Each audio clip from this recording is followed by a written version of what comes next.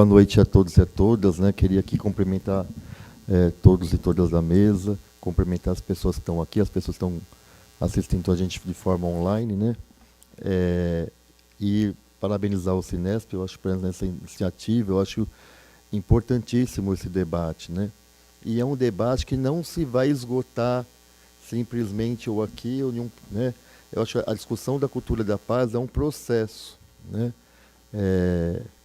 Mas eu penso algumas coisas, né, que também nos leva a chegar nesse momento que a gente chegou, porque eu acho que a gente tem que ter um diagnóstico, né, da nossa sociedade, né? Tem um amigo meu que faleceu, o Valdemar Rossi, sindicalista, que ele falava assim: não há paz sem justiça, né? Então, assim, a gente vive uma sociedade violenta, né? Então, assim, o problema não é a escola, não é algo à parte, né? A sociedade é violenta, na escola são relações sociais que, né, faz parte da sociedade. Então, a violência está em todos os lugares, inclusive na escola. Mas a gente estava vivendo um momento que eu acho que é diferenciado, né? A gente vem de uma, né, pandemia, né, que produziu mais miséria no país, mais desemprego, mais vulnerabilidade social, aonde às vezes a rede de proteção está mais fragilizada, né, e que até psicologicamente isso mexeu com toda a sociedade, inclusive com a gente que estamos aqui, né? Então a gente viveu esse momento diferenciado. Eu acho que um outro momento diferenciado, queira ou não queira, é da marca política, né? Não é pouca coisa ter um presidente que incentiva a solução dos problemas em torno do ódio, né? Como se o ódio e a violência e o armamento e tudo isso vai resolver problemas, né? Então eu fico pensando o que passa em uma formação, né, de uma criança, de um adolescente, que vai escutando isso do seu líder maior do seu país, né? Que vai lá, se você tem alguma divergência, você vai lá, pega e mata o fulano porque determinada ideologia, alguma coisa assim, né? Então isso tem uma consequência para a sociedade, né? Essa semana mesmo saiu uma matéria de uma criança que matou outra criança porque pegou a arma do pai. Porque né, então é isso que significa viver uma sociedade armada, né? As pessoas às vezes estão se matando por causa de uma briga de trânsito, né? Então você pega a pandemia, onde as pessoas ficaram muito mais tensas, vulneráveis, sem paciência, né, armando as pessoas. Eu acho que isso não é bom para nenhuma sociedade, né? Então a gente tem vivido esse período, né? E eu acho que aí né, há determinadas questões, né, e aí estou falando, não é eu, né, mas eu tenho visto alguns especialistas falando, que inclusive boa parte das pessoas, né, que acabam acometendo problemas, né, na escola, na unidade escolar, eles são alimentados inclusive nas mídias sociais por plataformas que ficam estimulando esse tipo de saída, a saída pelo conflito, a saída pelo ódio, né? Então, uma das questões que eu acho que tem que ter é um controle, né? E aí, quando eu falo controle, não é tirar a liberdade de ninguém, mas a gente não pode ter plataformas ou sites simplesmente incentivando o ódio para as pessoas, incentivando o machismo, né? Incentivando o racismo, incentivando né, tudo isso que a gente, pela educação, luta, porque a gente quer uma sociedade de respeito a toda a diversidade que possa ter, né? E que, inclusive, acaba incentivando né, pensamento de grupos nazistas, né? E isso é colocado abertamente, que para mim isso é altamente contra a lei, e os nossos jovens, né, nossas crianças vão se alimentando desse tipo de coisa. Então, assim, isso tem que ter um certo controle, né? Isso aí não pode existir, isso é contra a lei e tem que ser barrado, né? Eu acho que políticas, por exemplo, da rede de proteção é uma outra questão, né? Aqui mesmo, a gente está aí, votou na Câmara Municipal há um tempo atrás, acho que era do OTA, de ter psicólogo, psicopedagogo, não lembrei o que nas unidades escolares. Eu votei contra. Por que eu voto contra? Porque a escola não pode se transformar, no meu ponto de vista, em uma UBS, né? O problema é que a rede de proteção não funciona, né? Uma criança que vai lá, por exemplo, está tendo uma investigação, se ela tem algum problema, né, intelectual ou não, né, a rede de proteção não funciona. O pai fica lá meses e meses tentando acessar a política pública que não funciona. E aí, assim, aí não funciona, aí vai lá e tenta colocar dentro da unidade escolar. E aí você pega o dinheiro da educação para pagar, né, uma rede de proteção que deveria ser da assistência social e da saúde. E aí você vai fragilizando a já fragilizada política pública que é a educação, né? Pode ter sessões, eu acho que a gente pode ter alguns profissionais, né?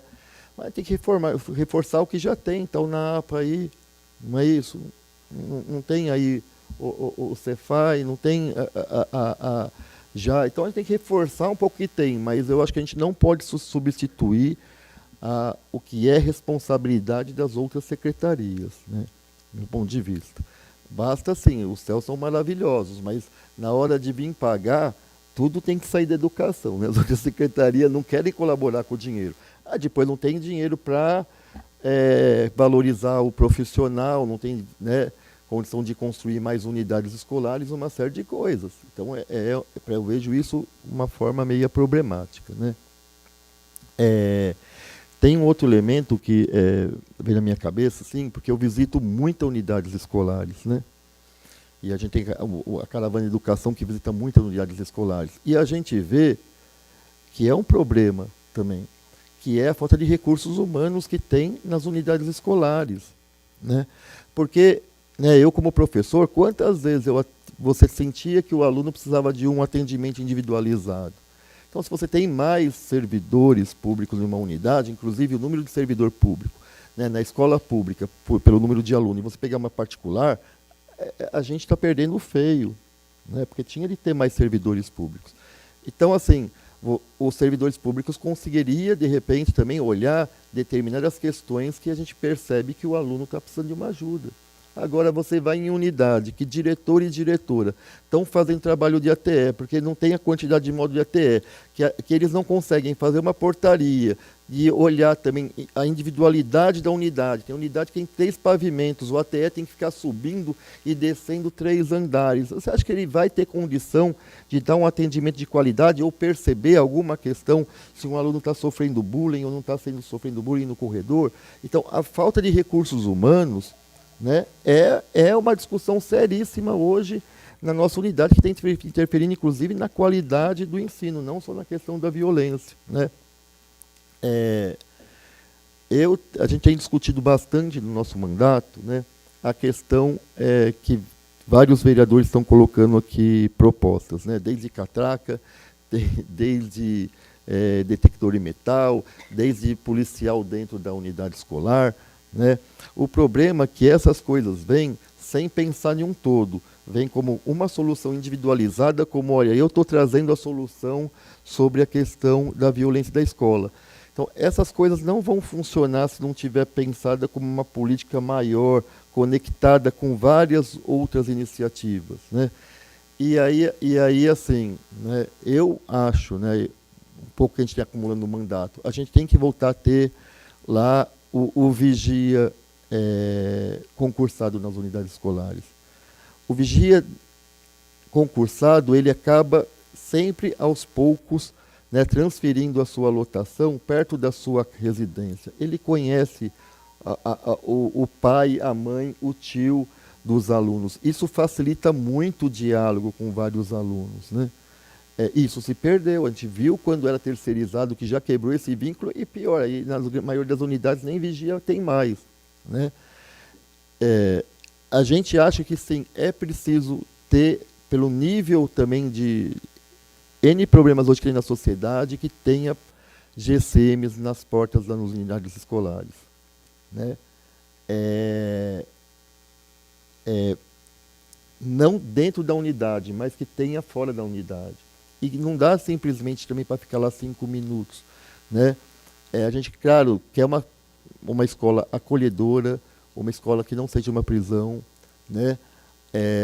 Mas queira ou não queira, né, vamos ser muito honestos entre a gente. O crime organizado hoje está tomando conta de partes da nossa sociedade, dos nossos territórios, né? Claro, não estou falando nada que nós estamos igual ao Rio de Janeiro, mas que isso tá muito grave, né? Então, queira ou não queira, né, e sempre a juventude é sempre um, um grupo preferencial dos setores do crime organizado.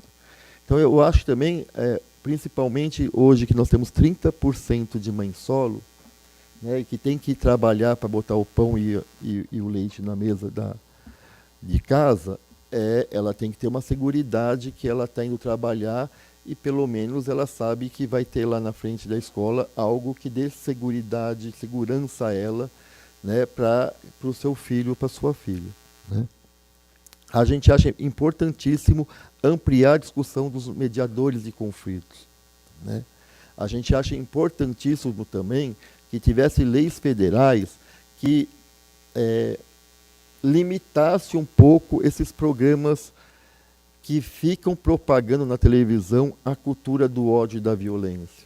Porque também, né, não é só o presidente, né? Na hora que uma criança, um adolescente, também vai assistir aqueles programas e vê que só pelo conflito, só pela bala, e só pela arma, e só pela violência vai se resolver as coisas, né? Essa é a metodologia que vai incutindo na cabeça dessa pessoa que está em desenvolvimento. Então, assim, esse tipo de programa, inclusive, vocês podem perceber que na América Latina, onde teve golpe militar, em outros momentos, né, ou mesmo golpe civil, que não pode ser militar, esses programas são altamente assistidos para aquele povo daquele país, né? É impressionante a associação dessas coisas. Então a gente tem que também ter algumas questões que não cabe só ao município, mas que deveria ter leis federais também que limitassem determinadas questões, né? É difícil, por exemplo, ter programas que vai lá, por exemplo, e ver projetos, ou que está acontecendo dentro das unidades escolares ou fora, para incentivar, por exemplo, a política de paz, mas o tempo todo você vê nesses programas a política da guerra, né, a política da morte, e que isso vai influenciando as pessoas a achar que essa que é o padrão de resolução dos problemas, né? Bom, tinha mais algumas outras questões que eu também levantei aqui, né, mas eu queria terminar com uma frase do Sérgio Vaz, né, que eu acho que fala da rede de proteção e uma série de coisas que eu falei. Em um lugar onde não há atividades culturais, a violência torna-se o espetáculo. Eu acho que essa frase sintetiza muita coisa.